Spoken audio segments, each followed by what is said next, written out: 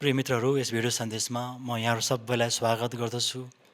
आज हामी बडो गम्भीर विषयमा चर्चा गर्न गइरहेको छौँ। त्यो हो, के परमेश्वर मानव बलि चाहनुहुन्छ? यसको लागि मैले आधार खण्ड बनाएको छु। न्यायकर्ता 11 अध्यायको 29 देखि 40 पद, जहाँ तपाईँले यिप्ताको भाकलको विषयमा पढ्न पाउनुहुन्छ। यो विषयलाई प्रश्न पार्नको लागि म एउटा भूमिकाबाट सुरुवात गर्न चाहन्छु। 5औं शताब्दीदेखि 15औं शताब्दीसम्मको अवधिलाई मण्डली इतिहासमा अन्धकारको युग भनिन्छ। यो युग लगभग 1000 वर्षसम्म चलिरह्यो। यस अवधिमा बाइबलभन्दा बाहिरका धेरै तत्त्वहरू मण्डलीमा घुसाइए, बाइबललाई तोडमोड गरेर नयाँ पुस्तकहरू थपिए, मरियमलाई पुज्न थालियो, यीशुको तस्बिर बनाएर मण्डली भवन सजाउन थालियो, मरिसकेका प्रेरित र अन्य सन्तहरूको नाममा प्रार्थना गर्ने चलन र उद्योगका कामहरू भएको कथाहरू जोडिए। पछि पोपको शासन आयो। पोपले बोलेपछि परमेश्वरकै बोली हुने नियम बसालियो अनि पोपले मनपरी गर्न थाले। खुलेआम पाप गर्नेहरूलाई मण्डलीले दिएको टिकट वा प्रमाणपत्रले स्वर्ग पुर्याउँछ भन्ने शिक्षा दिइयो। बाइबल त्यो बेला धेरैको हातमा उपलब्ध थिएन। 16औं शताब्दीमा पाइला टेक्दा मार्टिन लुथरले बाइबल पढेपछि मात्र होस खुल्दछ। त्यतिखेर ख्रिस्टियन भनेर चिनिनेहरूले जे गर्दै थिए ती चाहिँ बाइबल अनुसार थिएनन्। त्यसपछि लुथरले सुधारको लागि 95 बुँदे सुझाव दिए। उनले साँचो ख्रिस्टियन बन्नको लागि बाइबल र विश्वास मात्र पर्याप्त छ भनेर जोड दिएपछि मात्र मण्डली ठेगानामा आयो। न्यायकर्ताको पालामा पनि लगभग यस्तै भएको थियो। परमेश्वरलाई नचिन्ने पुस्ताले देशमा शासन चलाउँदै थियो, किनभने न्यायकर्ता 2 अध्यायको 10 देखि 13 यस्तो लेखिएको छ। त्यस जम्मै पुस्ताका सबैजना आफ्ना पिता पुर्खासँग मिले। पछि एउटा अर्को पुस्ता आयो जसले परमप्रभुलाई चिन्दैन थियो, न त उहाँले इस्राएलको निम्ति गर्नुभएको कामलाई पनि जान्दथ्यो। जे परमप्रभुको दृष्टिमा खराब थियो, इस्राएलीहरूले त्यही गर्न लागे र बाल देवतालाई पूजा गर्न लागे। तिनीहरूलाई मिश्र देशबाट निकालेर ल्याउनु हुने आफ्ना पिता पुर्खाहरूका परमप्रभु परमेश्वरलाई त्यागेर तिनीहरू अरू देवताहरूका पछि लागे, अर्थात् आफ्ना वरिपरि बस्ने जातिहरूका देवताहरूलाई पछ्याए। तिनीहरू ती देवताहरूका सामुन्ने निहुरे र परमप्रभुलाई क्रोधित तुल्याए। तिनीहरूले परमप्रभुलाई त्यागेर बाल र अस्तुरेत देवताहरूलाई पुजे। यहोशूको मृत्युपछि इस्राएलीहरूलाई डोर्याउने व्यक्ति कोही पनि भएन। जसलाई जे मन लाग्यो त्यही गर्ने संस्कार बस्यो। त्यसकारण इस्राएलीहरूले परमेश्वरलाई पुज्नुको साटो त्यस बेलाका मूर्तिपूजक छिमेकीहरूको मूर्ति पुज्न थाले। यसरी न्यायकर्ताहरूको युगलाई पनि पुरानो करारको विश्लेषण गर्नेहरूले अन्धकारको युग भनेर नाम दिएका छन्। यसलाई हारको पुस्तक पनि भनिन्छ। न्यायकर्ताको पुस्तकमा अनौठा घटनाहरू पढ्न पाइन्छ, जसमध्ये एउटा चाहिँ यिप्ताको अनौठो भाकल। उनले परमप्रभुसँग यसो भने, म पढ्दैछु न्यायकर्ताको पुस्तक 11 अध्यायको 30 देखि 31 पद। यिप्ताले परमप्रभुलाई यो भाकल गरेर भने, यदि तपाईँले अम्मोनीहरूलाई मेरो हातमा सुम्पिदिनु भयो भने, जब म अम्मोनीहरूबाट कुशलसित फर्कुला तब मलाई भेट्नलाई मेरो घरको ढोकाबाट बाहिर आउने पहिलो प्राणी परमप्रभुको हुनेछ। म त्यसलाई होम बलि गरी चढाउनेछु। यस्तो भाकल गर्ने यिप्ता को हुन्? यिनी एक पीडित मानिस हुन्। यिनको बाल्यकाल राम्रो थिएन। बुवा र आमाको नाम स्पष्टसँग दिइएको छैन।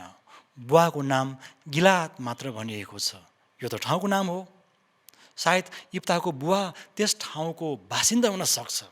उनी एक वेश्याबाट जन्मेका छोरा हुन्, अर्थात् सामाजिक हिसाबले गर्व गर्न लायकको पहिचान थिएन। यिनी घरबाट खेदिएका थिए। सायद बुवा मरेपछि आफ्ना झड्केला भाइहरूले उनलाई घरबाट खेदेको हुनुपर्छ। त्यसपछि यिनी डन बनेको देखिन्छ। यस्तो व्यक्तिको जीवनमा पनि परमप्रभुको आत्मा आउनुभयो। यसबारे एकछिनपछि हामी चर्चा गर्छौँ। यिप्ताको विगत नराम्रो थियो, तर पनि उनले भविष्यलाई राम्रो बनाउने मौका पाए। मौका पाए पनि यिनका कार्यशैली हेर्ने हो भने इस्रायलको धार्मिक चलनसँग मेल खाँदैन।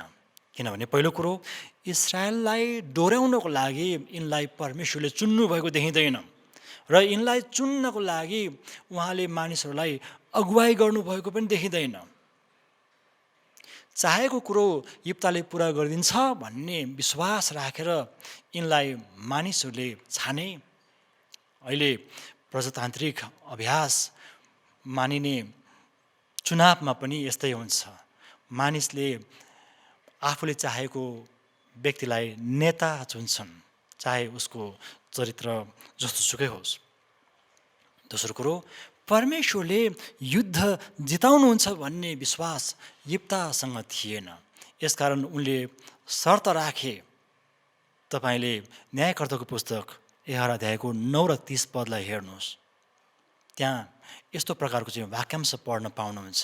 यदि परमप्रभुले उनीहरूलाई मेरो हातमा सुम्पिदिनु भयो भने, अर्को चाहिँ यदि तपाईँले अम्मोनीहरूलाई मेरो हातमा सुम्पिदिनु भयो भने, वास्तवमा यहाँ उनले शर्त राखेका छन्। परमेश्वरले चुन्नुभएको व्यक्तिले यस किसिमको शर्त राख्दैन।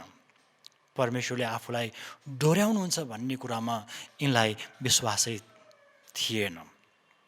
तेस्रो कुरो, हामीबाट भाकलको आशा परमेश्वरले कहिले पनि गर्नुहुन्न। परमेश्वरले कहीँ पनि यसो भन्नुभएको छैन, तिमीहरूले मसँग भाकल गर। तर यिप्ताले भाकल गरे। सायद अविश्वासकै कारण मानिसहरूले भाकल गर्दछन्। चौथो कुरो, इस्रायलको चलनअनुसार युद्ध अगाडि बलिदान चढाइँदथ्यो, तर यिप्ताले युद्धपछि होम बलि चढाउने प्रतिज्ञा गरे वा भाकल गरे। यो चाहिँ परमेश्वरको इच्छा विपरीत चल्ने मानिसहरूले गर्ने भाकल र मनको कामना हो। युद्ध जित्नु यिप्ताको मनको धोको जस्तो देखिन्छ। परमेश्वरले साथ दिनुहुन्छ वा हुन्न भन्ने कुरामा उनको विश्वास देखिँदैन।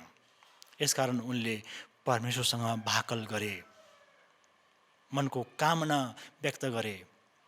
इस्रायलीहरूलाई छुटकारा दिनको लागि उनको मनको कामनाले केही हुँदैन थियो, बरु इस्रायलीहरूले पश्चाताप गर्नुपर्दथ्यो, अनि मात्र परमेश्वरले तिनीहरूलाई छुटकारा दिनुहुन्थ्यो। पाँचौँ कुरो, यिप्ताको सम्पूर्ण समस्याको जड परमेश्वरलाई सही ढङ्गले नचिन्नु हो। किनकि न्यायकर्ता 2:10 उल्लेख गरिएको परमेश्वरलाई नचिन्ने पुस्तामा यिनी पनि पर्दथे। यिनलाई बुवा आमाले सिकाएनन्, यसकारण उनले परमेश्वरप्रति ठिक व्यवहार गर्न सकेनन्। यस विषयमा होसे अगमवक्ता यसो भन्छन्, मेरा प्रजा ज्ञानको कमीले गर्दा नष्ट भएका छन्। तिमीहरूले ज्ञानलाई इन्कार गरेका हुनाले म पनि तिमीहरूलाई मेरा पुजारी हुनदेखि इन्कार गर्नेछु। तिमीहरूले आफ्ना परमेश्वरको व्यवस्थालाई व्यवस्था गरेका हुनाले म पनि तिमीहरूका छोराछोरीको व्यवस्था गर्नेछु। होसे 4:6 र 7 पद मैले पढेँ। मण्डली इतिहासमा 5औं शताब्दीदेखि अन्धकारको युग सुरु हुन्छ। यस विषयमा मैले तपाईँलाई अघि पनि बताइसकेँ। यसलाई अन्धकारको युग भन्नुको अर्थ वचनको सही ज्ञान नहुनु हो। वचनको ज्ञान नहुनु वा तिरस्कार गर्दा मण्डली भ्रष्ट हुँदछ। न्यायकर्ताको पुस्तकमा भएका दुर्घटनाहरूले हामीलाई यही बताउँछ। न्यायकर्ता 11 अध्यायमा भएका समस्याहरू साह्रै जटिल छन्। बाइबलमा भएका साह्रै कठिन खण्डहरूमध्ये यो पनि एउटा हो। यसलाई व्याख्या गर्नको लागि दुई प्रकारका विचारधाराहरू अगाडि सारिएका छन्।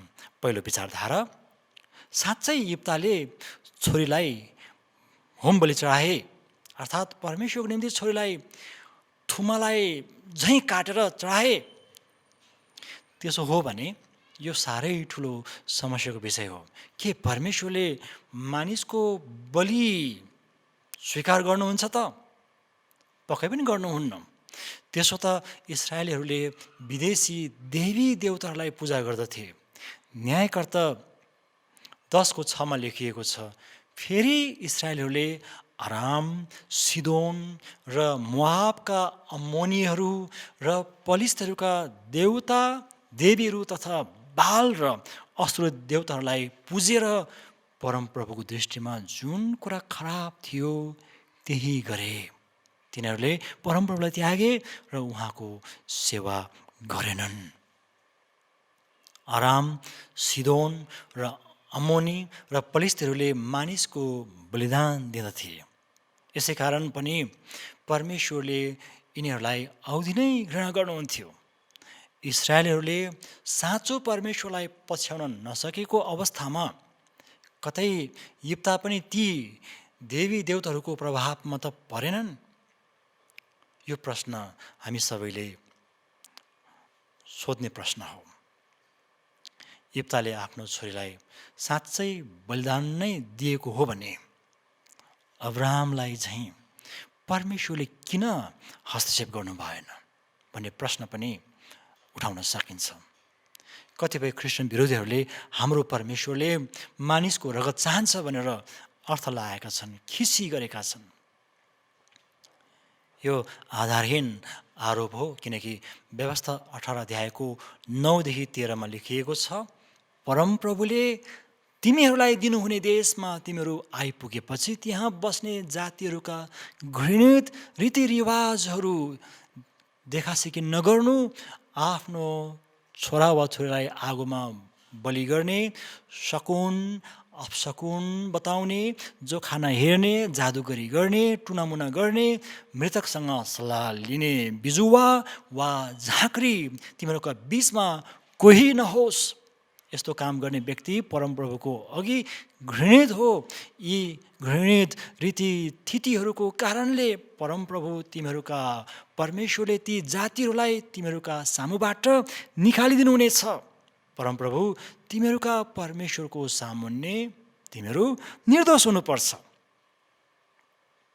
मानिसलाई बलि चढाउनेहरूलाई परमेश्वरले औधी घृणा गर्ने मात्र होइन, दण्ड पनि दिनुभएका घटनाहरू बाइबलमा पढ्न पाइन्छ। इस्राएलमा मानव बलि चढाएको सम्भावना छ, त्यो सम्भावना छ। गिदोनको बुबाले इस्राएलमा नै बाल देवताको मन्दिर बनाएको थियो। बाल देवताको वेदी र असेराको मूर्ति ढालेको कारण गिदोनलाई मार्न आफ्नै बुबा तयार भए। यो कुरा तपाईँले न्यायकर्ता 6 अध्यायमा पढ्न पाउनुहुन्छ। गिदोनको बुबा इस्राएली हुन्। परमप्रभु परमेश्वरलाई पुज्नुपर्ने जातिले जब अरू ईश्वरलाई वा देवी देवतालाई स्थान दिन्छ तब ती भ्रष्ट हुँदछन्। इस्राएलमा राज शासन सुरु भएपछि मनस्यले मानव बलि चढाएको कारण परमेश्वरले दण्ड दिनुभयो। त मानव बलि कुनै पनि हालतमा स्वीकार्य छैन। परमेश्वरले त्यसलाई औधी घृणा गर्नुहुन्छ। त न्यायकर्ता 11 अध्यायलाई व्याख्या गर्ने दोस्रो अवधारणा पनि छ। यिप्ताले छोरीलाई बलिदान दिएनन् तर मन्दिरमा अर्पण गरे। यो विचारलाई साथ दिने कुराहरू यी हुन्। पहिलो कुरो, परमप्रभुको आत्मा यिप्तामाथि आउनुभएको थियो। आत्मा खन्याइएपछि पनि कतै परमेश्वरले यिप्तालाई गल्ती गर्न दिनुहोला त? परमेश्वरको आत्माको नियन्त्रणमा हुने बेला मानिसले गल्ती गर्दैनन् भन्ने कुरोलाई यहाँनिर स्थान दिएर हेर्ने हो भने सायद यिप्ताले छोरीलाई बलि दिएनन्। त 11 अध्यायको 31 पद अनुसार अम्मोनीहरूमाथि युद्ध जितेपछि घर फर्कने बेला घरको ढोकाबाट बाहिर आउने पहिलो प्राणी परमप्रभुको हुनेछ भन्नुको अर्थ पक्कै पनि यिप्ताको घरको ढोकाबाट पशु निस्कँदैन थियो, किनकि घरको ढोकाबाट मानिस नै निस्कन्छ। त्यसो हो भने परमप्रभुको निम्ति मानिसलाई अर्पण गर्ने अर्थ पनि लाग्छ। जसरी इस्रायलमा जेठाहरूलाई परमप्रभुको निम्ति अर्पण गरिन्थ्यो। साथै 11:31 म त्यसलाई होम बलि चढाउने छु भन्ने वाक्यांश हिब्रू भाषामा वाबाट सुरु हुन्छ। यसलाई यसरी पनि पढ्न सकिन्छ, मलाई भेट्नलाई मेरो घरको ढोकाबाट बाहिर आउने पहिलो प्राणी परमप्रभुको हुनेछ, वा म त्यसलाई होम बलि गरी चढाउने छु। अब यसको अर्थ चाहिँ ढोकाबाट केही गरी पशु नै निस्केछ भने पनि होम बलि चढाउने भाकल गरेको अर्थ पनि लाइन्छ। याद गर्नुहोस्, यो चाहिँ अनुमान मात्रै हो। त यी आधारहरूलाई हेर्ने हो भने यिप्ताले छोरीलाई थुमालाई झैँ काटेर बलिदान दिएनन्, बरु जीवितै परमप्रभुको लागि अर्पण गरे। छोरीले 2 महिनाको लागि आफ्नो कुमारी अवस्थाको लागि शोक मनाउनुको अर्थ तिनी विवाह गर्नबाट वञ्चित भएको भन्ने अर्थ पनि लाइन्छ। यसो भने तापनि परमेश्वरको निम्ति छोराहरू मात्र चढाइन्थे, छोरीहरू होइनन्। यी सबै परिस्थितिहरूलाई मनमा राखेर न्यायकर्ता 11:29-40 व्याख्या गर्नुपर्दा यो स्पष्ट हुन्छ कि यो घटनामा परमेश्वरको कुनै खोट छैन। परमेश्वरको तर्फबाट कुनै गल्ती भएको छैन। भएको छ त यिप्ताबाट भएको छ। किनभने पहिलो कुरो परमप्रभुको आत्मा ओढ्नु भयो। 29-31 पदमा लेखिएको छ, यिप्तामाथि परमप्रभुको आत्मा ओढ्नु उनीमाथि उहाँ प्रसन्न हुनुभएको सङ्केत हो। किनभने इस्राएलीहरूले पश्चाताप गरेका थिए। आत्मा जहिले पनि विशेष उद्देश्यको लागि ओढ्नुहुन्छ, विशेष गरी शक्ति दिनको लागि ओढ्नुहुन्छ। तपाईँले यो कुरो प्रेरित 1:8 पढ्न पाउनुहुन्छ। साउलसँग पनि ओढ्नु भयो। आत्माले भरिएपछि यिप्ता परमेश्वरको तर्फबाट युद्धमा उभिदिने निमित्त नायक वा सेवक बने। तर बिर्सन नहुने कुरो, युद्ध परमेश्वर आफैले लड्नुहुन्छ। अम्मोनीहरूसँग गरिएको युद्धमा परमेश्वर आफैले इस्राएलीको तर्फबाट लड्नुभयो। आत्माको उपस्थिति हुने भएको कारण यिप्ताले परमप्रभुसँग भाकल गर्नुपर्ने कारण देखिँदैन। भाकल नगर्न वा शपथ नखानको लागि बाइबलका धेरै खण्डहरूले मनाइ गर्छन्, जसमध्ये एउटा चाहिँ याकुब 5:12 हो। त्यहाँ यस्तो लेखिएको छ, मेरा भाइ हो, सबै कुराभन्दा पहिले स्वर्गको वा पृथ्वीको अथवा अरू कुनै कुराको शपथ नखाऊ, तर दोषी नठहरिनलाई तिमीहरूको हो चाहिँ हो र होइन चाहिँ होइन होस्। यहाँनिर हामीले सिक्नुपर्ने पहिलो कुरा के छ भन्नुहुन्छ भने, सम्भवतः यिप्ता जोसले भरिदा होस नपुर्याउने व्यक्ति हुन्। परमप्रभुको आत्मा आउनु त भयो, तर उहाँको अगुवाईमा चल्न जानेनन्। किनभने उनको सोच कनानीहरूको जस्तो थियो। परमेश्वरको आत्मा आइसक्नु भएपछि उहाँलाई काम गर्न दिनुपर्नेमा भाकल गरे। यिप्ताले आफूलाई इस्राएलको चाहिँ कता कता संरक्षक ठानेको देखिन्छ, जबकि परमेश्वर स्वयं इस्राएलको संरक्षक हुनुहुन्थ्यो। आज हाम्रो जीवनमा पवित्र आत्मा ओढ्नु भएपछि हामी उहाँलाई कस्तो व्यवहार गर्छौँ, यो हामीले जाँच्नुपर्ने कुरा हो। दोस्रो कुरा रहेको छ युद्धमा विजय। 32-33 पदलाई एकछिन सँगै राखेर हेर्नुपर्ने हुन्छ। परमप्रभु यिप्तामाथि आउनु भएपछि अर्थात् परमप्रभुको आत्मा इप्तामाथि ओढ्नु भएपछि जोसले भरिएर अम्मोनीहरूमाथि लडाइँ गर्नलाई अलिकति पनि समय खेर फालेनन्। 32 पदको सुरुवात चाहिँ तबबाट हुन्छ। यसको अर्थ पवित्र आत्मा पाएपछि युद्ध सुरुवात हुन्छ। यिप्ता आफै वीर योद्धा त हुन्, तर यो युद्ध उनको निम्ति परमेश्वरले लड्दै हुनुहुन्थ्यो। किनकि लेखिएको छ, परमप्रभुले उनीहरूलाई तिनका हातमा सुम्पिदिनु भयो। यहाँ त प्रभुले युद्ध लड्दै हुनुहुन्थ्यो भन्ने कुरो स्पष्ट लेखिएको छ। यसकारण सबैभन्दा पहिलो कुरो चाहिँ इस्राएलीहरूले अम्मोनीहरूबाट छुटकारा पाए। दोस्रो कुरो देशको सीमा बढाइको कुरो लेखिएको छ। यहाँबाट हामीले सिक्नुपर्ने अर्को एउटा पाठ चाहिँ यो हो कि हाम्रो सुरक्षा कुनै वीर मानिसको वीरताबाट नभएर परमेश्वरबाट आउँछ, पवित्र आत्माको परिपूर्णताबाट आउँछ। यसकारण जकरिया अगमवक्ता यसो भन्छन्, जकरिया 4:6 पढ्दैछु म, न त बलले न शक्तिले तर मेरो आत्माले सर्वशक्तिमान परमेश्वर भन्नुहुन्छ। यो युद्ध यिप्ताले भाकल गरेको कारण जितेको होइन, उहाँको आत्माद्वारा जितियो। हाम्रो जीवनका युद्धहरू हामी आफ्नै प्रयासले जित्न सक्दैनौँ, बरु उहाँमा हामीले भर पर्नुपर्ने हुन्छ। तेस्रो कुरो, हतारमा निर्णय नगरौँ। 34देखि 40 पदलाई सँगै राखेर हेरौँ। युद्ध जितियो। यो अति नै महत्त्वपूर्ण युद्ध थियो। यिप्ताको जिन्दगीमा लडिएको पहिलो युद्ध थियो। तर विजय उत्सव मनाउँदै गर्दा अचानक आनन्द खोसियो।